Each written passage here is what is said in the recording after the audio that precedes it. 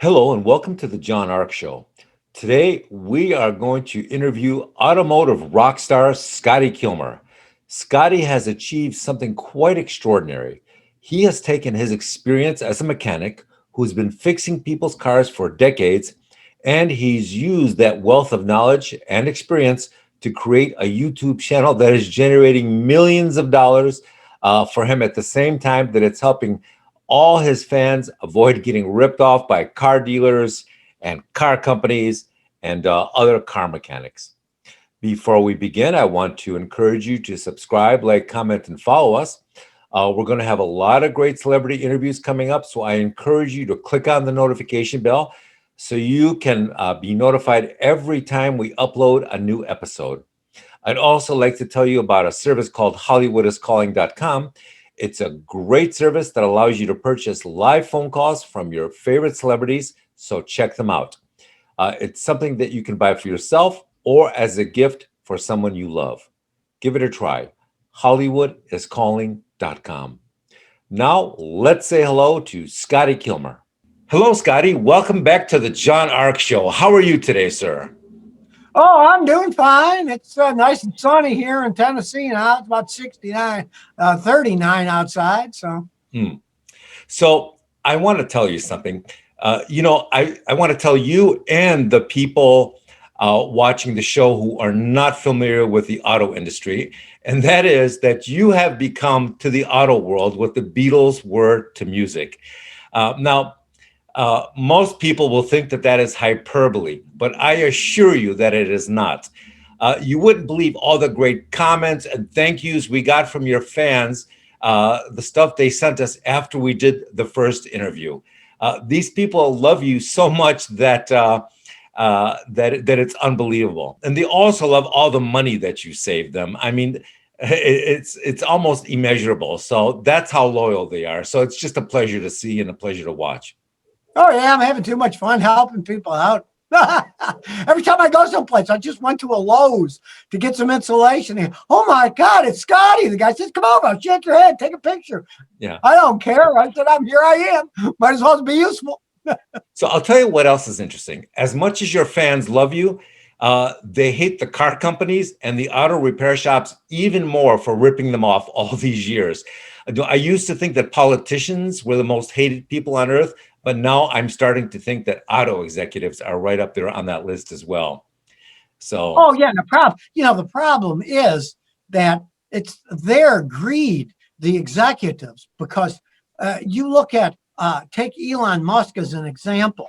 He made people take off unpaid leave during the holidays from his Tesla factory. Yet he said he encouraged them to volunteer to deliver cars to these people when they buy them unpaid. Well, now he's the richest man on the planet.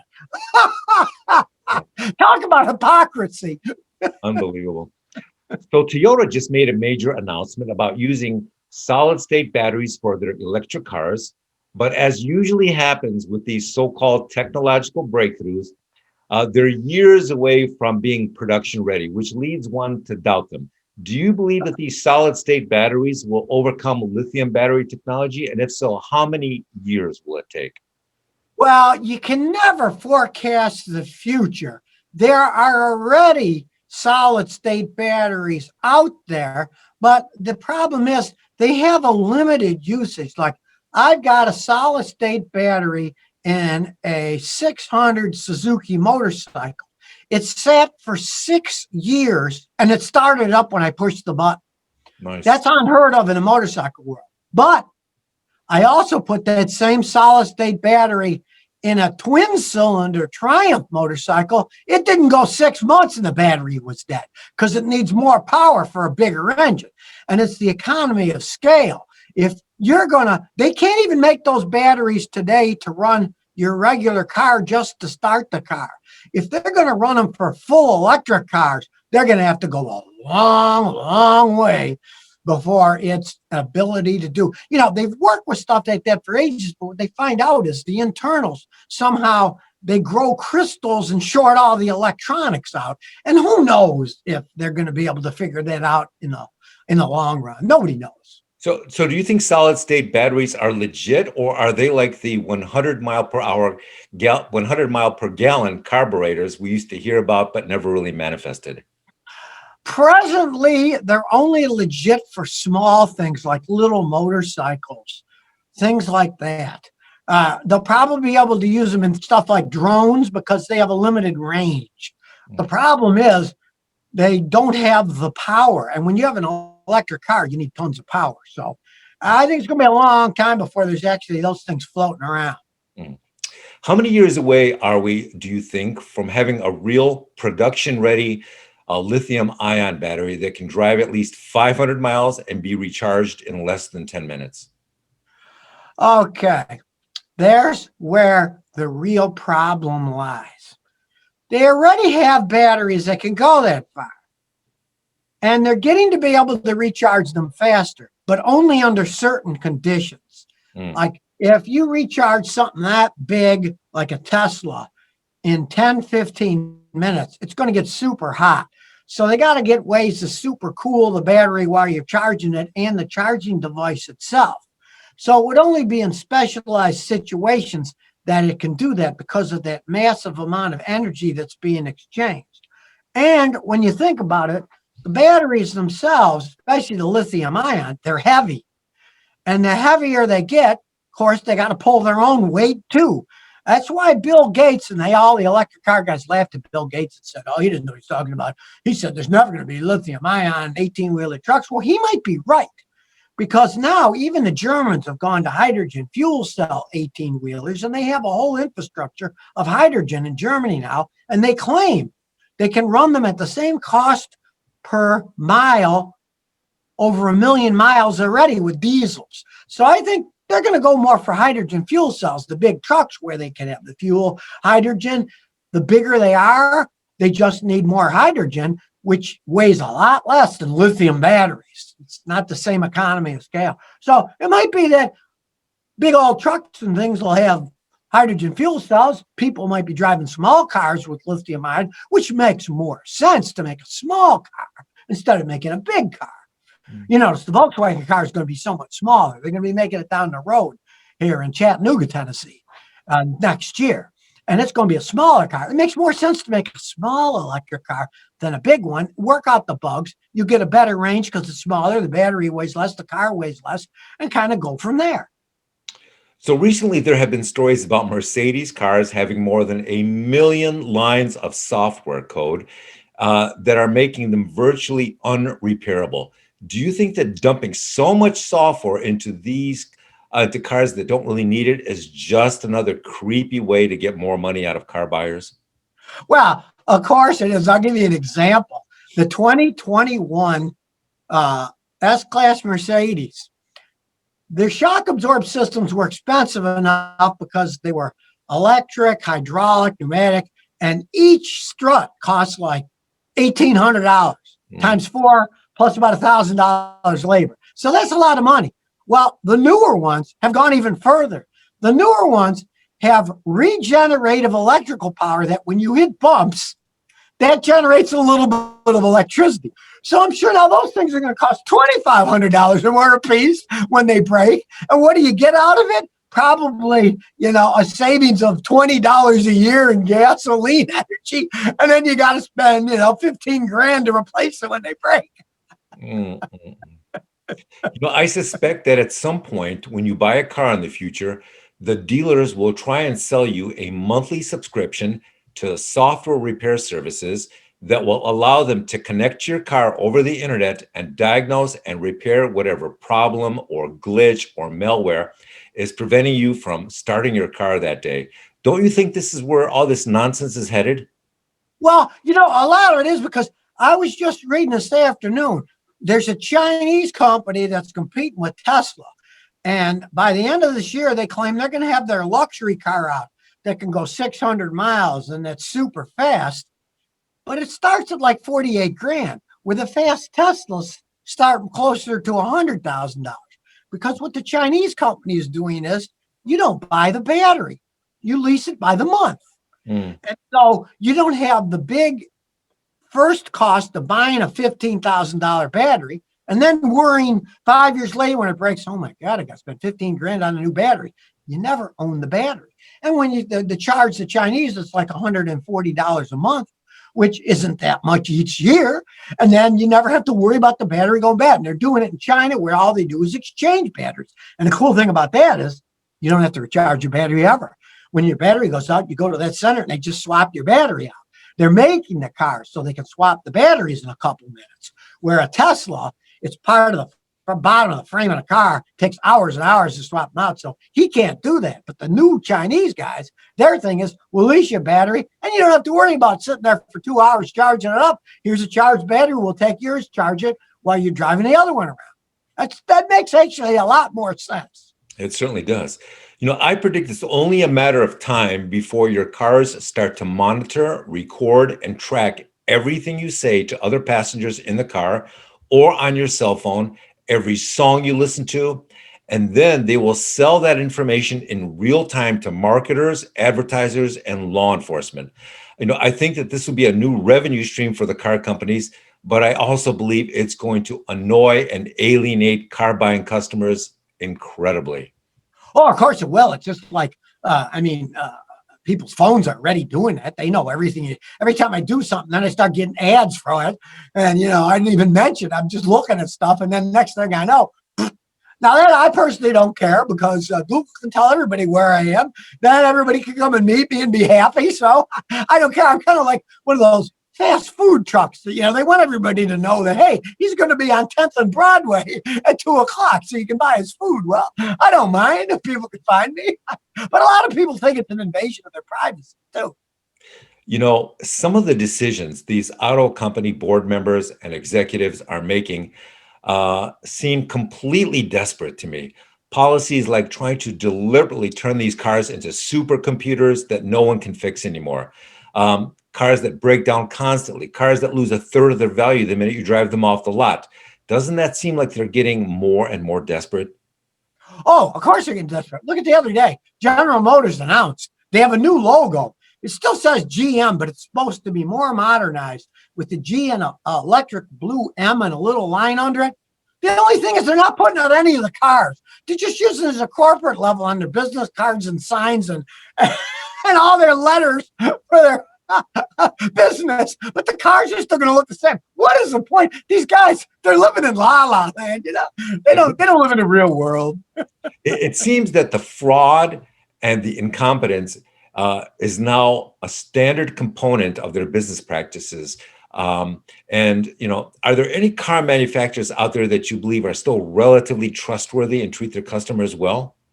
Well, the interesting thing is Toyota itself. The Japanese aspect, they do. I've had customers that have problems with Toyotas, and the Toyota dealer, which of course are independently owned here in the United States, they'd say, oh, no, we're not going to do anything about it. So they bring the car to me and I fix it. And then I say, why don't you contact Toyota in Japan? And then sometimes a year later, little Japanese guy comes to the door with a check for my customer and says, oh, we're so sorry. Here, give them this check. Give us the old part. I give it to them. He says, give them this check and they'll pay for the whole thing because they want to keep it above board. The problem is they're selling the cars through American companies owned by American people who are just out to make as much money as they possibly can. Yeah, I've got a lot of celebrity friends that have moved from California to Texas lately. You, on the other hand, have moved from Texas to Tennessee. Tell me about your decision to move and what are some of the differences in the quality of your life in Tennessee versus Texas? Well, see, the taxes in Tennessee are even less than the taxes in Texas. The real estate tax was eating me alive in Houston. I was paying 3 times a month what my old mortgage payment had been ages ago just to pay the taxes on my land. And it was only a 50 by 100-foot lot. And Tennessee, no, they're not that way. You could pay tax on 10 houses and you'd be paying less than I paid on 1 house in downtown Houston. And of course, downtown Houston is becoming yuppified, where they're building two townhomes on my lot now. They tore my house down, knocked everything down. It's a pile of dirt now, 50 by 100 feet. And they're going to build either 2 or 3 townhomes and sell them and make money at it. And it hasn't got that way in Tennessee yet because it's too big and there's too much land. So they won't go up like that. They'll just go out. Here in Clarksville. It's actually growing like mad, but it's all the farmers selling their land and they're making more subdivisions and they get a lot of land they can put subdivisions on. All the old fields they're turning into it. So it's a little bit different. The California taxes are so insane. Anybody leave that state, go to any other state other than New York or something, they're going to get a better deal. But here, there's actually a big Google thing in Clarksville here. And it's been here for years because they realized, hey, let's tax us. Let's put it in Clarksville. And the people are friendly here. They're all, and I need people say, oh, well, all these people from Tennessee, you don't understand. There's a lot of people that came to Tennessee too because they like it. I met a dude from Chicago. He loves it here. I met a guy from New Hampshire. He's been down here 15 years. A lot of people are coming here because people are friendly. The weather isn't bad. Like it's 39 now and it's sunny, but it doesn't snow much. And it's not as insanely hot in the summer as Houston was. And now people are just generally overall friendlier here than Texas was friendly years ago, but it kind of lost a lot of its ambiance that it used to have as all the people from California and New York moved in and, brought all, they jacked the real estate up way too high because somebody, the joke was, I had customers who were real estate agents. The joke always was, oh, they wanted somebody to move to Houston from San Francisco because they're used to paying $1.5 million for a little stinking condo. So they'll think they're getting a real deal paying $1.5 million for a whole house with a lot, not realize the previous owner only paid $400,000 for it. Yeah. So, is the cost of living for other items in Tennessee also lower, like food, groceries? That's about exactly the same. And I find that almost nationwide because we went to visit my mother back in Niagara Falls, where I'm from. Hey, the food at grocery stores there costs the same as it used to. I was shocked. I thought it's an economically depressed era, but if you go to a decent grocery store and that sells good food, the price wasn't really any different. What about the crime? Are you noticing any difference in levels of crime? Well, there's hardly any here because I'm a mile away from the 101st Airborne main gates, and there's soldiers everywhere. Everywhere you go, there's soldiers. Do you live in the city or out in the country somewhere? It's in between. It's on the edge of the city before the country on a couple of acres. So now I'm going to ask you the most important question of the entire interview. And I know you're married and you love your wife, but which state has better looking women, Texas or Tennessee? Well, I saw more in Texas. Of course, there's more people in that area. I would have to go to downtown Nashville and hang out for a while. And so I might completely change my mind on that one. That's funny. So every once in a while, you'll do videos on the best car to buy in a certain price range. In 2021, is it still possible to find a good working car for under $6,000? And if so, which ones? Oh, sure. You just look around. There's always a reason that you can find a good car. Think about everything you own. The only thing, if people are strapped for cash, the only thing that they can sell for a decent amount of money is their car that they can sell fast. Say you want to sell your house. That might take 6 months or a year. You can sell a car in a minute. And it's the only thing that's really worth a lot of money that you can sell. I don't care if you paid $4,000 for your big screen TV. Sell it used, you'll be lucky if you get $500. But a car, you can always get some money for. But since people are paying cash as an individual, you can always find a decent deal if you look around. You go to a lot, you're never going to find a good deal because they're pros. They'll buy a car from somebody for $3,000 and they'll sell it for $6,000 to $9,000. But they're financing it per month. And you buy a car cash from a regular person, they're not going to finance it. You got to pay them cash. And since you're paying them cash, the price goes down. So there's still Toyota Corollas, Honda Civics, even Toyota Camrys and Honda Accords. If you find a little bit older, they can still last a really long time. Do you think that the Lexus brand name has a longer lifespan and more dependability than the Toyota brand? Oh, it's about the same. It's the same company. They share a lot of stuff. You're paying more and the parts are astronomically higher when they finally break down. Everything breaks eventually. I'll give you an example. I had a customer with a Lexus and the electric door switch broke, the master one that operated all the windows and all the doors, right? That switch assembly is like $450. For a Toyota, you get them for $90 now, even though it's the same manufacturer. But they still are well-made cars that hold up. All cars these days are overpriced when they're new, if you ask me. I think they're all insanely high. That's why I always bought used cars anyways. Now it's even more so. But you're always going to save money buying a used car. But if you're going to buy a brand new car, you still can't beat what you're going to get for a Toyota for a regular car and Lexus for a luxury car. You're just going to be paying a reasonable amount of money because none of them are giving them away.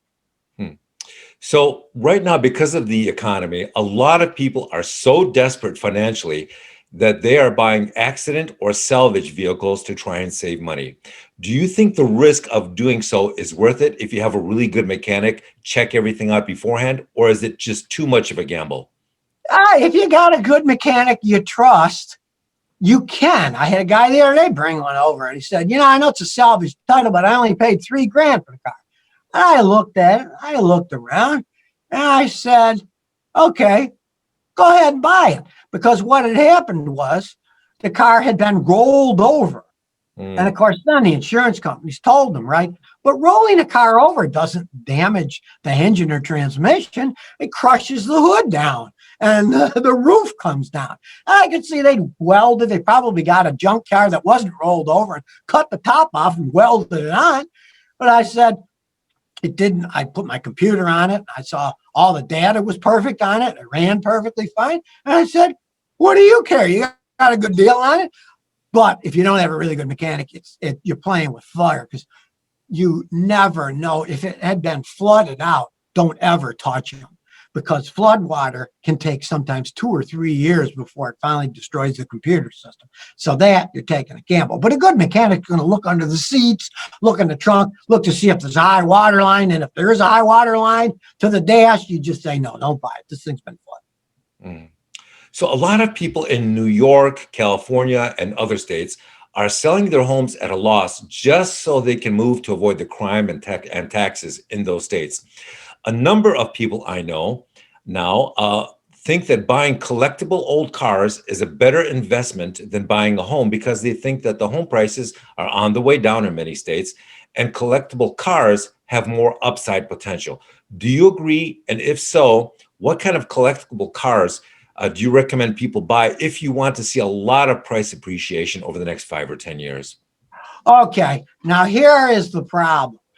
The problem is real estate is almost always a good investment if you buy at the right time and the right place. You can't go wrong. But today, yes, it's bloated to the gunnels. I mean, I got $500,000 for a 50 by 100-foot lot in downtown Houston. I was lucky to get out because there were 13 townhomes for sale within 2 blocks that the cheapest was $500,000 and not a single one had sold in a year. I saw that, hey, this market's starting to go, and I got out at the right time as far as I'm concerned. The problem with collectible cars is a lot of people think something's worth more than it is, and it's only worth whatever anybody will pay for it. And that changes like the wind. When you see those me-come car auctions, a lot of them, they're a little bit shady. If a guy wants to sell a car for a lot and he's tried and he can't, sometimes he'll put it on one of those auctions and one of his friends will buy it and no money actually changes hands. And then later they sell it to a third party at a little bit of a discount, but they still made a bunch of money. Most people overinflate the value of older cars, and there's only certain cars that are actually worth money. They got to be only a few of them were made and that people are willing to pay money for it. Like if you're going to buy a car that they only made 4 of them, okay, it's always going to be worth money. Yeah. But most cars, they make thousands or tens or hundreds of thousands, and those cars will never be worth all that much money. And people often think they are, they overpay. And then when they try to sell it, it's like, well, that market went to, because I know guys that fix cars like that. And lately, their market has gone to, and nobody's buying the $100,000 cars anymore. A house, eventually prices go down, up, but they stay relatively stable if you're smart where you buy and what you pay.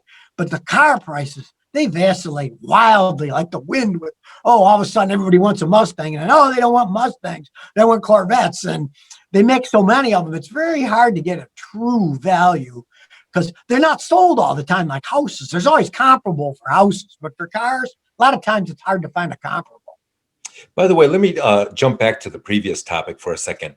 You know, a lot of people in Texas, especially Houston and Austin, they complain that a lot of the people coming in from California, moving to Texas, are bringing this cultural pollution that is transforming those Texas cities.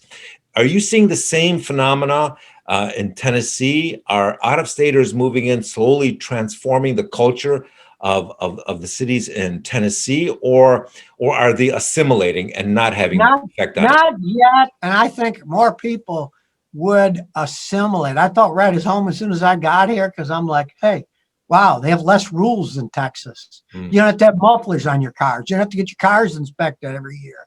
And taxes are lower and people are much friendlier. I think that it'll be more of an assimilation that way because it's spread out in a different way. It's not, you don't have all the population just sitting like in Houston or in Dallas or just around a certain area. Because in Texas, still, if you went out the middle of nowhere, Midlands, Odessa, the people are the same as they always were. They haven't changed at all. And I don't think Tennessee is going to change as much as the big cities did in Texas. And even in Texas, I kind of predict a little bit different things going to happen with the coronavirus. My wife and I, we used to go downtown all the time and get lunch when she used to work at a gigantic law firm, Fulbright Jaworski, the Leon Jaworski and Fulbright. And when she did, there were acres of parkings, every one full to the gunnels, not an empty space. Well, look, there's 1 or 2 cars in these lots now. We couldn't eat lunch during the week because all the restaurants are closed in downtown Houston. And I don't think they're going to ever come back with the sky rises full of people paying $50,000 a month rent for 1 floor and they rent 10 floors. They're going to say, well, we did business on the computer out of the guy's house. Why should we waste this money? And I think that's going to get more and more. I had a friend who used to be the editor of Motor Magazine, which is the magazine that mechanics read, and they fired him and replaced him years ago with a guy in Cincinnati working out of his house, paid him half what they were paying him. And that was 20 something years ago. A lot of these companies are going to see, why do we need to waste money being downtown? We can do this business anywhere. And for a lot of businesses, the majority of business in the United States is head work, people in offices doing stuff, not producing things in a factory. So you don't need to be there. I think it's going to make all the cities kind of clamor down and people, why am I paying this money to here? And I'm stuck in my apartment. I can't go out and do anything. I think it's going to be a radical transformation, kind of like a new wave of post-World War II, because after World War II, the suburbs grew. The downtown area is all, everybody went from downtown to out in the suburbs, New Jersey, wherever, and they liked it there because they could commute in, but they lived further out. But now they might not even have to commute back in. So I think it'll be kind of a radical transformation myself. By the way, how much of a lockdown is Tennessee currently under? Are some of the businesses closed? Are most of the businesses closed? They're almost all open. Oh, nice. They're making people wear masks when you walk to the restaurant, and then when you get in, you take it off and you eat. So, I mean, the occasional, interesting enough, because of all that Trumpism stuff, some of the Asian ones will take your temperature because they're worried about that idea. And then they serve you and seat you there, you know. But no, the bars are open and everything. I don't think people here would accept closing something down like that. They're not, they're not doing this knee-jerk reaction like they did in a lot of the northern cities where nobody can even go to the football games. And, I was glad to see that at least the Buffalo Bills let them have some fans for their playoff game. There's only like 6,700 of them, but at least it'd be looking at an empty stadium with these guys playing with fake noise. I don't know if you heard, but now that Biden won the election, Governor Cuomo announced, coincidentally, that they're going to start reopening New York. So, there you go. They need to. Yeah, they should have done it a while ago. So a lot of celebrities I know with large car collections are debating whether this is a good time to sell their collections. Do you think collectible old cars still have a lot of upside potential when it comes to pricing, or is this a good time to unload them? I think it'd be a great time to unload if you had some to unload, because here's what happens. Real car collectors have a lot of cars. That's an old man's game. If you notice, there's hardly any car museums left anymore. They almost all have gone out of business because it was even guys older than me that went to them. And now those guys are all fading away. One of my old friends from Toronto, Dave, when I went to school there, he went to a show in Toronto and he said, this was before the coronavirus. He says, Scotty, he says, the only people at these car shows are old farts like us. And there's only so much longer they're going to be buying cars. And when they don't, and when they finally kick the bucket, there was this famous lawyer in Houston who had a bigger collection than Jay Leno, and he got killed in a car wreck half a mile from my house. And when he died, they sold his car collection. He got 5 to a maximum of 10 cents on the dollar for that stuff. Because nobody pays. It didn't matter they had a Rolls Royce Silver Spur from 1930 something. Nobody cares about that stuff anymore. The car that he got the most money for was like a 1950s Ford from England that was all beat up and the engine didn't run, but it was the last car a Pope drove before he became Pope. So they called it the Pope Mobile, and they got a ton of money for that because somebody wanted to collect it. But the nice cars that they had, they went for nothing because people really don't. And if you can find somebody, you got a cars you want to sell, I'd say do it quick. I don't know what it is about millennials, but they don't want to own cars. They don't want to own major assets. They just want to rent, or borrow. It's a millennial phenomenon. Oh yeah, it's another mindset. They don't get tied in with all the tax and all that stuff. I can't blame them. I can't blame them. And when you look at because they always say the best investment you can make is buying a house. Depends where you buy the house. If they're taxing you, add 40 years of the tax you paid, even if you make a profit selling your house, you actually lost money in the long run. But if you buy it in a place where it's rising, hey, imagine the guy, we got a neighbor here who built Walmarts for Walmart. He found the land for him. And he would get land with them around the Walmart. And he paid $80,000 for a bunch of acreage 20 years ago when they built this Walmart. And they said, you want to buy the land around us? And he said, okay. And he bought it for 87 grand. Well, they now have a gambling casino on part of it that he got paid millions for. So, you never know. You buy land in the right place, it's a good investment. But if you're in a big city, not necessarily. My other son lives in Boston. Man, the real estate in Boston is insane. You get a little house in downtown Boston, it'll be a couple $1 million. So you have a reputation for honesty and integrity, but unfortunately, most auto repair shops do not. Do you think the auto repair shop reviews on Yelp and elsewhere are forcing them to be more honest, or is there just too much fraud and deception now on these review sites as well? Well, yeah, because there's so many people that just pay people to say something. They get their friends. There was a guy down the street from me in Houston, and they rated him #1. And I look at it, and I happen to know the guy. And I said, how'd you get rated 1? He said, well, when my guys aren't busy, I have them type great reviews for me on the internet. You can't believe anything that's put out in any type of mass, because I've had that problem even buying stuff on the internet, even from Amazon, where I read the reviews and then I look and it'll have 4 point something stars. But then you look at all the reviews and there might be 400 great reviews, but there's like 9 really horrible ones that say, piece of crap, they don't service their stuff, it's junk, don't buy it. And if you didn't read that and you bought it, you find out you agree with it's a piece of junk, it doesn't work, don't buy it. Because a lot of that stuff, they just tell people, buy it, give us a good rating, we'll pay you back, and you get to keep the product. And some people, they get paid if they're influencers, they get paid to say something's good, whether it is or not. They don't care because they're paying them $500 or $5,000. So you never know, you never know what the reality is, unless it's a friend of yours that bought something. Word of mouth, you still can't beat. So there seems to be a lot of new OBT scanners coming on the market all the time. It seems most of them are still challenging for most lay people to use.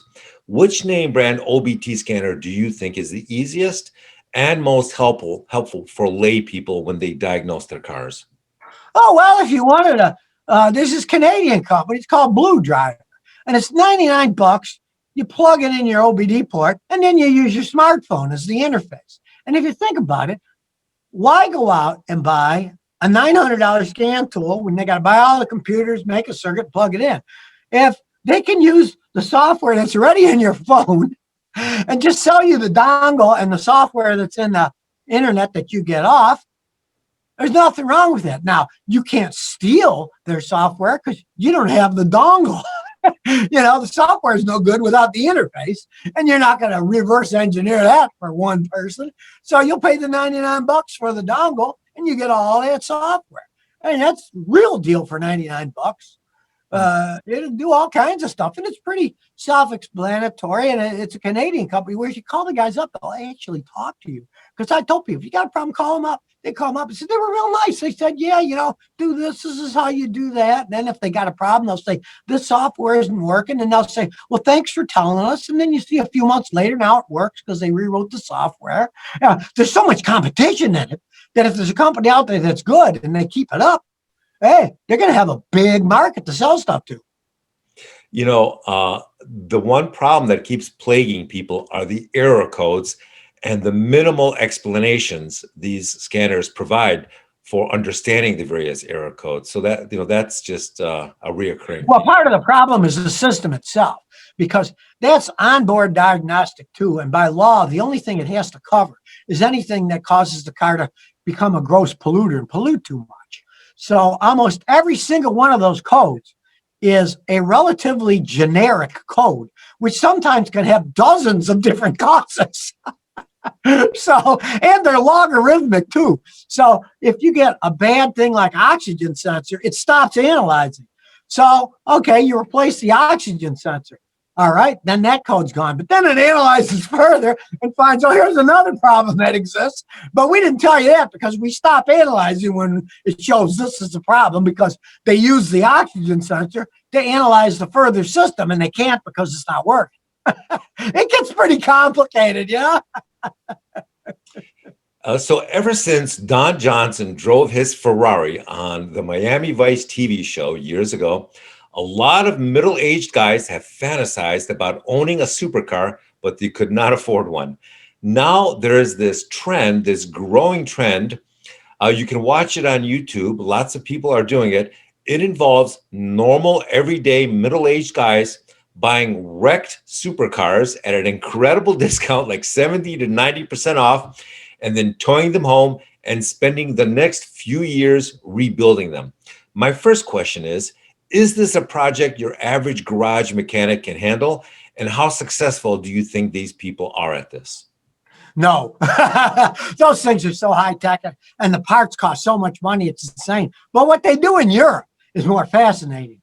They take regular crappy little cars and they make them look like Ferraris and they look exactly the same, but they've got like a Mazda engine or a Toyota engine or a Ford engine or a Chevy engine in them, but they look exact. Remember years ago when they had those kit cars and they looked like English sports cars, but they were actually just a Volkswagen Beetle underneath and the body bolted on, and they looked just like a 1950s English sports car, but they were, all you needed was a Volkswagen Beetle you could have bought for $600, take the body off and then bolt this on. And that's what they do in Europe and in Japan too. In Japan, they have Mazdas that look like Corvettes, and they just copy them and then they put the bodies on the Mazda frame. Last year there was a reality TV show on, and it was about two guys who would go down to Central and South America, and they would buy cars that were oftentimes replicas or counterfeits. They would buy, because apparently the metal workers down there were extraordinary. They could fabricate the body for, almost Oh any yeah. model made anywhere. And these were showroom quality. Now, they were expensive. They were really expensive, but they were, a thing to behold. So, there's a whole industry in the manufacturing of both replica cars and counterfeit cars. It's really interesting. Oh, of course. That's why I always wondered in the past. I thought I had customers, absolute junkie Mercedes, and I said, look, I wouldn't give you $500. I said, but take it to CarMax or any of those places, because they say they buy any car, and they pay them thousands of dollars for the car. And I'd say, well, they're not selling it here, are they? Said, no. They said they're going to ship it to South America. And they do. And then the guys fix them up and make them look nice. Mm-hmm. And there's nothing wrong with doing that. Now, a lot of guys are shady. Years ago, they used to have what are called gray market cars. And guys would go to England and Europe where they don't like old cars. They think they're crap. And they'd buy them and they'd ship them over here. But they're real sneaky. They'd buy things like Austin Princesses. They look like Rolls Royces, but they're just a cheap English car. And they would put Rolls Royce bonnets and emblems on them and sell them to people as Rolls Royces. But then they find out, oh, it's really an Austin Princess, and it's worth like $3,000. You got taken. Scotty, have you ever thought about leasing a larger commercial building with more bays and perhaps starting an automotive school or a larger scale auto repair facility? Or are you just making too much? I like working by myself. I always had, and I'm helping people out. I'll tell you, I knew a guy in Houston, and he started out and he got bigger and bigger. And then he was in where a lot of the rich, upper middle class people live, Bel Air, Texas, it's inside the city limit, but they wouldn't let him incorporate it. So it's its own city, the city of Bel Air, even though Houston surrounded it like some kind of ectoplasm there in the middle. And he had a big garage there with, 10 mechanics and all these bays. He couldn't take the pressure. He had a nervous breakdown. He went back north of Houston, between Houston and Conroe, and he went back to having a one-car garage like me and did it himself, and he was happier. Yeah, I can imagine. The car companies are still aggressively pushing electric vehicles and driverless cars. But to be honest with you, I have not met a single soul that would ever trust a driverless car. Do you see any evidence at all that Americans want to put their lives in the hands of a driverless car? No, they don't. And I just read this book this guy wrote about it. And he said, this is weird. They spend billions and they don't have a single product yet. Mm-hmm. As I told people in Seattle, I was there one time and they said, oh, Scotty, you're an old guy. What do you know? You're stuck in the past. Self-driving cars, that's the past, blah, blah. It's the future. And we're not even going to own cars. They'll just be driving us around. Somebody else will own them. And I said, you guys in Seattle are living in La La Land. I look at your city. I see bums all over the place, that have moved there, and the potholes everywhere. Their airport is a stinker of an airport. The Houston one is much more high tech than theirs. And I said, this isn't going to happen. And they said, oh, yes, it is. I said, no, it isn't. And you know why? Because the first time somebody gets killed by one of those, the lawyers are going to come out of the woodwork and sue everybody. And then to top it all off, you can't have human beings and machines driving together because people are too unpredictable. Now, if they want to make self-driving cars like a train track where they have their own road, fine and dandy. Because with 5G,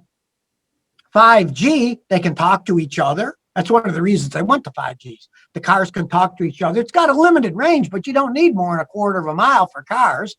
And they can all talk to each other, but they can have no human beings because human beings make left turns. They stop in the middle of nowhere for no reason. Who knows what they're going to do? And you can't put them both together. And I can't see the United States building an entire infrastructure for electric cars and a separate one for regular people driving. You mentioned bums everywhere. I'll tell you a funny story. In Beverly Hills now, it used to be that if you lived in a mansion off the street, that the homeless and the crackheads and the criminals, they would set up their tents a few blocks away. But now what they do is they set their tents up right on the sidewalk in front of these $20 million mansions. And then when it's time to go to the bathroom, what they do is they walk up the driveway, they squat in front of the security camera while they go to the bathroom, and they're waving at the owner of the mansion on camera, hoping to turn it into a YouTube video. That's the latest torture in Beverly Hills. It's unbelievable. Well, that's the problem when people let things go too far. That's what happened in Seattle. Was they decriminalized a bunch of stuff, and they thought, oh, we feel sorry for these poor homeless people, and we know they're on drugs and stuff, so we won't arrest them for doing drugs. But then it went further than that. When they go into the drugstore and steal things, they wouldn't even arrest them for steal things. They wouldn't even give them a ticket. So, of course, if you know anything about how the infrastructure works in these cities, even Houston did it, they hand out cell phones to homeless people so they can find out where there's food banks. And then when there's manual work, they can go to get manual jobs, right? So all these guys have cell phones. So what did they do in Seattle? They called their friends, hey, we're not arresting anybody for stealing stuff. Get on the bus and come to Seattle. And now they got thousands of them, tens of thousands of them everywhere, and they don't know what to do with it. They brought their own demise to themselves by being too bleeding heart liberal about, you can only go so far. If there's no rules anymore, guess what? The people who don't have any rules, they're going to create a gigantic mess. It's amazing to me how afraid a lot of these city councils are of offending criminals. They're scared to death of offending criminals. Amazing. So getting back to cars, do you see any evidence at all that Americans want to buy large quantities of electric cars? Or because a lot of people I know who buy them think it's a great idea until they run out of juice somewhere on their freeway and they limp to a public charging station and they see a 3-hour wait ahead of them at a public charging station. I just don't see the electric car thing at this point. Maybe 5 years from now, but not at this point. What do you think? No, I don't see it. It's like anything. It started out as a fringe thing that certain people think, oh, okay, that'd be great. Hey, I got customers that they drive their car 500 miles a year. An electric car would be fine for them. They go to the grocery store, do whatever they want, get a little one. It's perfectly fine. But for somebody who's got to do a lot of commuting and stuff, it doesn't make any sense. And there's I even laughed at one of the guys that lived in Silicon Valley. He had a Tesla. And he says, yeah, I take my Tesla to our big office building in Silicon Valley, and I recharge it while I'm at the office for 8 hours. And I'm like, okay, how many people are in your office building? They say, 2,500. I said, how many charging stations you got? We got 4. I said, what if all 2,500 were driving a Tesla? How's that going to pan out? And of course, it wouldn't pan out.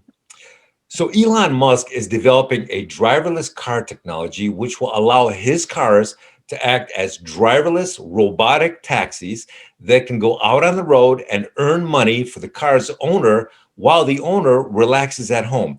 He claims that it will convert Tesla cars from assets that cost the owners money to assets that pay for themselves and generate a profit for the owners. What do you think of that business model?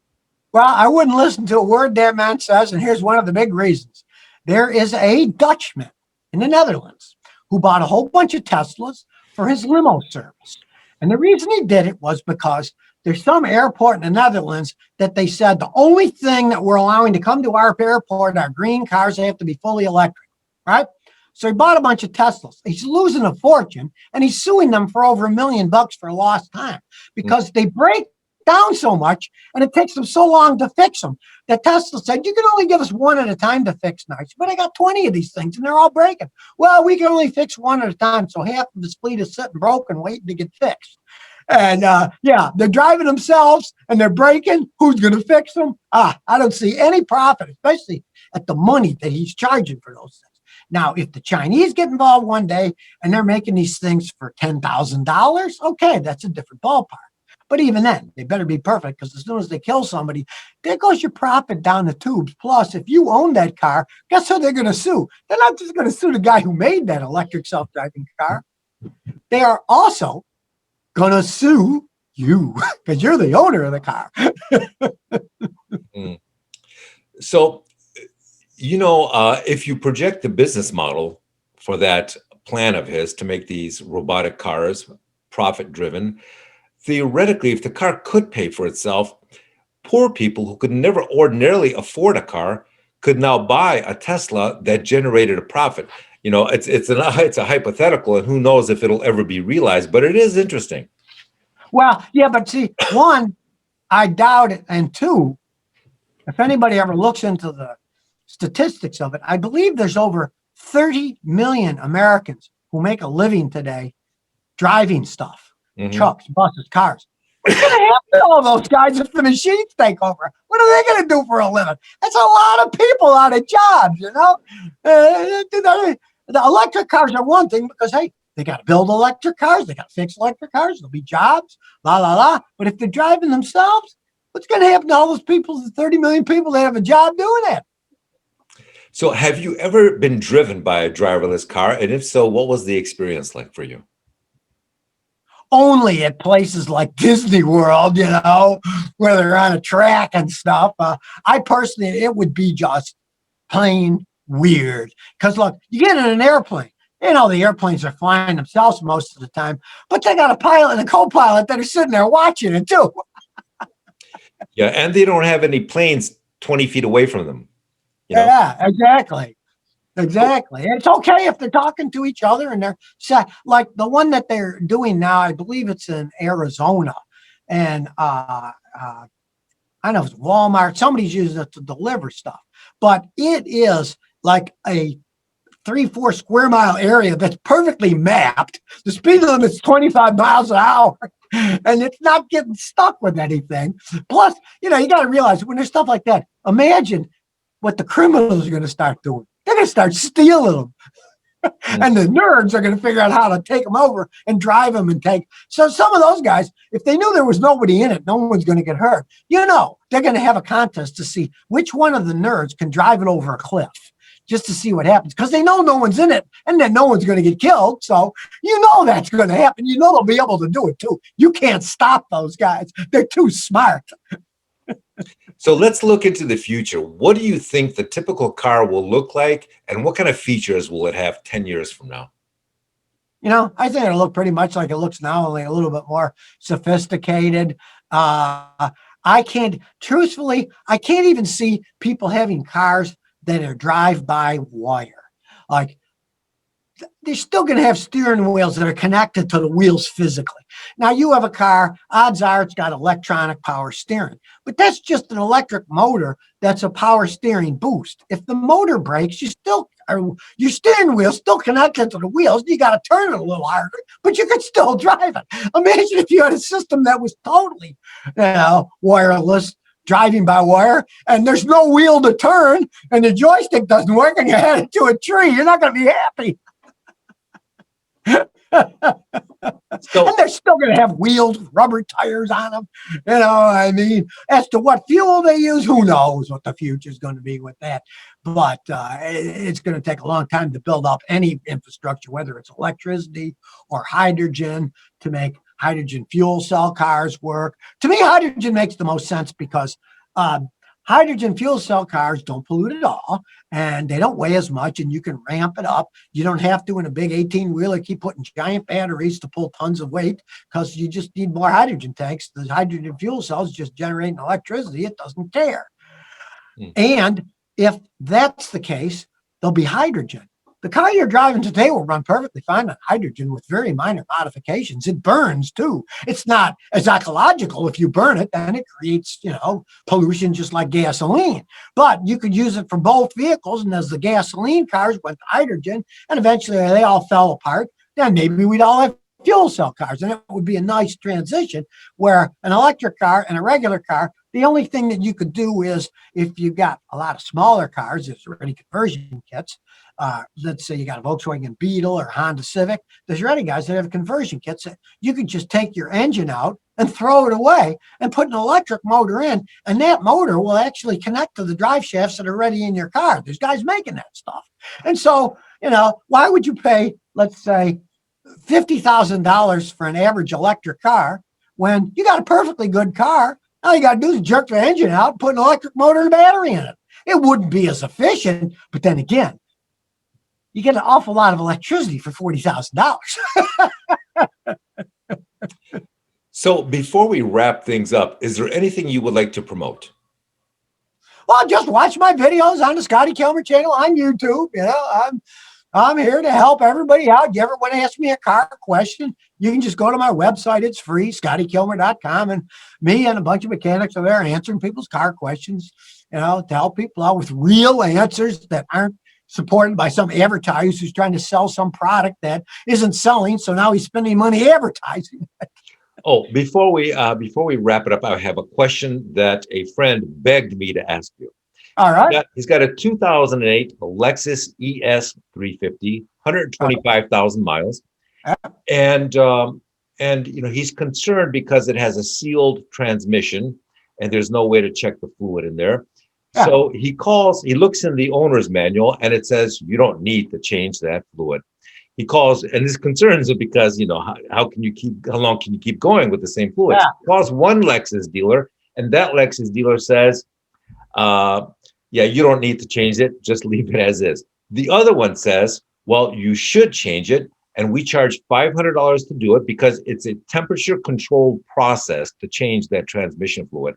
So who's right, who's wrong, and what do you recommend? Well, the second guy is right technically, but that's if you want to change all the fluid. What I tell people to do is they all have drain plugs on them. So you drain them, and then only a little comes out. And then you have a special Allen wrench. You can get one at AutoZone for $12. And you take the middle plug out, and then 3 or 4 quarts comes out. Then all you do is seal it up, and you pump exactly what came out. You measure and put it back in. Now, if you emptied it out entirely, you would have no idea how to fill it up correctly, because what the Lexus dealer says is true. It's temperature. You got to have computers, but you got it, and it's not leaking. Nothing's wet. It's full now. So you empty out, like I say, whatever comes out. If it's 3.5 quarts, then pump 3.5 quarts of the same Lexus fluid back in. And I personally would do it every 60,000 miles, because I've asked the engineers, and they said, oh, yeah, that's a lifetime fluid. What do you mean lifetime fluid? Well, it's good for the lifetime of the transmission. I said, what's the lifetime of the transmission? Well, our warranty is 60,000 miles. Well, I expect mine to last a lot longer than 60. What happens if it breaks at 110? Well, you have to pay for another transmission then. I said, well, I think I'll change the fluid every 60,000 miles then. And you can do it yourself. Have them find another mechanic. But if he actually wanted to change all the fluid out, that is correct. They would charge you that kind of money, because they got to go through all these crazy procedures. But you can empty out 3.5 quarts, do it every 60,000 miles or every 50, whatever you want, and learn how to do it yourself. Or find a mechanic who doesn't explain. I know you're going to be doing this. What are you going to charge me? They're ridiculous. They'll probably say, we'll do it for a couple $100, or something like that. If you buy the fluid, we'll do it for a couple $100. And there's plenty of guys that'll do that. It's not rocket science. It doesn't take more than 45 minutes or an hour. So you're saying it is okay to empty out all the fluid if you go through that temperature control process? Yeah, if you want to do that, but you can get a bunch of it out, just changing the plug and then pumping it back in and do it more often. Okay. That's what I do in my own. I've never changed all the fluid. You never see, sometimes the scumbags, and they'll put a flush machine on it. Never run a flush machine on automatic transmission, because it can flush crud and then you have problems. I've had more people bring me a car. I just had my transmission flushed. Now it's slipping. It doesn't work. I said, why did you do that? Well, they told me it needed a flush. I said, don't ever flush. Just change or leave it alone. If you're going to change, it's not hard to do yourself, or find a mechanic who does it. But never flush. You'll never get it all out, but it doesn't matter, because it's really good synthetic fluid, but everything breaks down over time. Well, Scotty, listen, it is always a pleasure having you on the John Ark Show. I want to wish you continued success, my friend, and we look forward to your next appearance on the show. Sure. I always have fun. Well, thank you very much, and good day. Okay. I want to thank our viewers for watching and tell you that we're going to have more great celebrity interviews and more breaking news stories coming up in the future. So we want to encourage you to subscribe to our channel and click on the notification bell so you can get notified every time we post a new story. Thank you for watching, and we will see you soon.